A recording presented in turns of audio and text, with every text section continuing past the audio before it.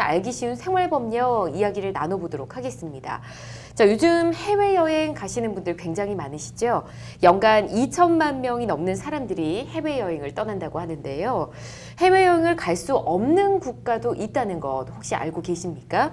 자, 최근 한 여성이 이 여행 자제 권고 국가를 여행하다가 피랍되는 사건이 발생했는데 오늘 알기 쉬운 생활법령에서는 이 여행 제한 국가에 대해서 이야기를 좀 나눠보도록 하겠습니다. 자, 먼저 권 변호사님, 네. 피랍됐다가 풀려난 여성분 이야기를 좀 해보도록 할게요.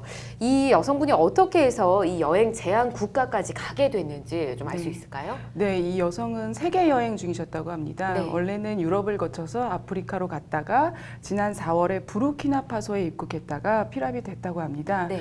그러다가 프랑스 군이 자국민을 구출하려고 작전을 하던 도중에 이 여성을 발견하고 구출이 된 것입니다. 그렇군요. 사실 이 소식을 들었을 때 전 국민이 좀 깜짝 놀라긴 했었습니다. 맞습니다. 그래서 피랍됐다가 구출된 이 여성에 대해서 누리꾼들의 반응이 뭐 썩 좋지는 않았잖아요. 네, 그렇습니다.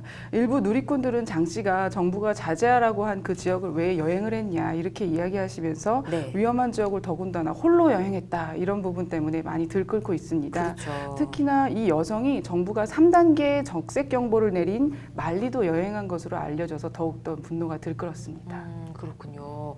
자, 정부가 여행을 가지 말아야 할 곳 따로 정해 놓은 걸로 알고 있습니다. 또 단계도 있다고 하는데, 자, 이 단계 좀 살펴보도록 할까요? 예, 그 외교부는 그 여행 경보 지역을 지정해서 예. 단계별로 해외 체류자와 여행자의 신변 안전을 관리하고 있습니다. 예. 여행 경보 단계는 이제 해당 국가의 치안 상태와 테러 발생 우려, 자연재해 보건 여건 등에 따라서 단계가 달라지게 되는데요. 예. 크게 4단계로 나눠집니다. 네. 1단계는 이제 남색 경보로서 체류자의 신변 안전 유의, 여행 예정자의 여행 유의가 네. 되겠고요. 2단계는 황색 경보입니다. 체류자의 신변 안전 특별 유의, 여행 예정자의 여행 자제. 네. 3단계는 적색 경보로서 체류자가 긴급 용무가 아닌 한 철수, 여행 예정자의 여행 취소 및 연기를 규정하고 있고요. 마지막 네. 4단계 흑색 경보가 최고 단계인데요. 체류자는 즉시 대피 및 철수를 해야 하고요.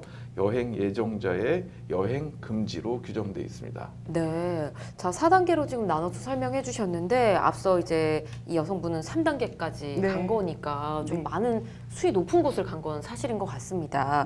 근데 1단계에서 4단계에 해당하는 이 지역을 전부 다 이제 방문하면 안 되는 건가요? 불법이 되는 건가요? 네, 그런 것은 아니고 1단계, 2단계, 3단계까지는 방문 자체가 금지되는 것은 아닙니다.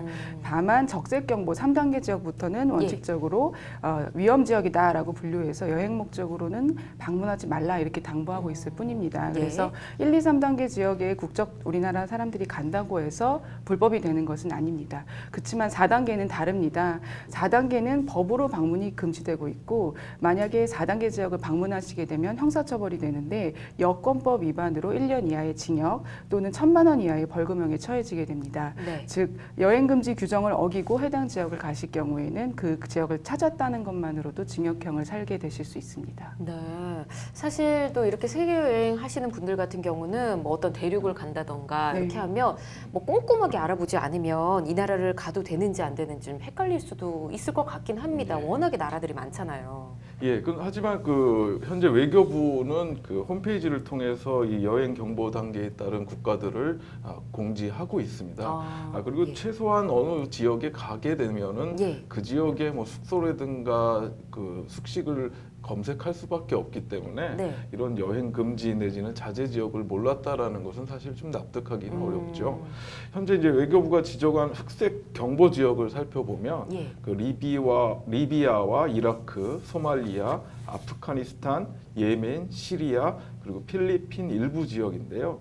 이건 뭐 신문지상이나 방송을 통해서 그 분쟁 상황 또는 그 정세에 대해서 상당히 보도가 되고 있는 지역이기 때문에 몰랐다라고 핑계를 대기는 좀 어려울 것 같습니다. 네, 역시 이성훈 변호사님 또 냉정하게 판단을 좀 내려주시는데 예. 자, 이 여성분이 아까 1, 2, 3, 4단계 중에서 흑색 경보 지역을 여행한 거는 아닌 것 같거든요. 예. 처벌은 안 되는 건가요? 예, 처벌할 법적 근거는 사실 없습니다.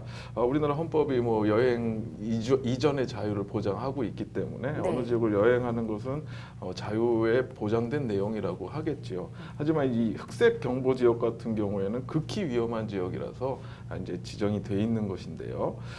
피랍된 그 부르키나파소는 황색 경보 지역이었습니다. 네. 그래서 이제 가급적이면 여행을 자제해 달라는 수준의 지역이기 때문에 뭐 일부는 뭐 굳이 가지 말라고 하는 곳을 찾아갈 필요가 있겠냐고 맞아요. 하고 있지만 네. 이는 권고일 뿐이지 사실 강제력은 없다고 봐야죠. 네.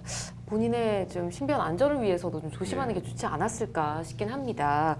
자, 요즘 세계 여행 계획하시는 분들 굉장히 많으신데요. 자, 주의가 좀 많이 필요할 것 같습니다. 권 변호사님. 네, 여행 자제 국가는 그 수시로 항상 변화하고 있습니다. 그래서 이거를 잘 찾아보셔야 되는데 외교부에서 어떤 문자 메시지를 해외에 계신 국민들한테 보내시지만 네. 그 아프리카 같은 분들은 그런 국가에서는 통신이나 인프라가 좀 미비되어 있어서 메시지 못 받으시는 분들도 맞아요. 있습니다. 그래서 좀 수시로 스스로 좀 미리미리 확인하셔야 될 것 같습니다. 맞아요. 그런 경우에는 또 위험할 때 연락하기도 또 쉽지 않잖아요. 네. 그래서 늘 조심하셔야 될 것 같고요.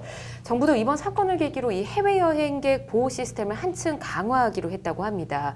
그래도 무엇보다 앞서 계속해서 말씀드린 대로 여행자 스스로 이 경각심을 갖는 게 가장 중요하지 않을까 싶습니다. 여행 제한 국가와 관련해서 더 궁금한 점이 있으신 분들은 법제처 홈페이지 찾기 쉬운 생활 법령에 가시면 자세히 나와 있으니까 여행 계획하시는 분들은 꼭 참고하시기 바랍니다.